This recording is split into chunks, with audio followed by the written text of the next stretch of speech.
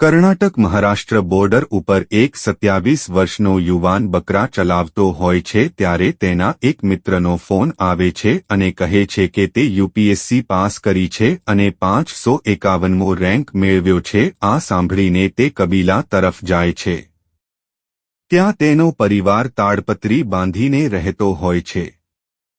મારો છોકરો આઈપીએસ બની ગયો છે આવી ખબર આવે છે। તેના આડોશી પાડોશીઓ ફૂલહાર લઈને તેનું સ્વાગત કરે છે જે તેના પિતા જે એક સમયે બકરા ચરાવતા હતા જ્યાં એમને ખબર પડે છે કે મારો દીકરો આઈપીએસ બની ગયો છે અને તેના દીકરાને પાઘડી પહેરાવે છે અને ફૂલહારની માળા પહેરવા છે। તેના પિતા અંદરો અંદર આવી કલ્પના કરી રહ્યા હશે કે મારો દીકરો આવતીકાલે પોલીસના યુનિફોર્મમાં કેવો રૂડો અને રૂપાળો લાગશે।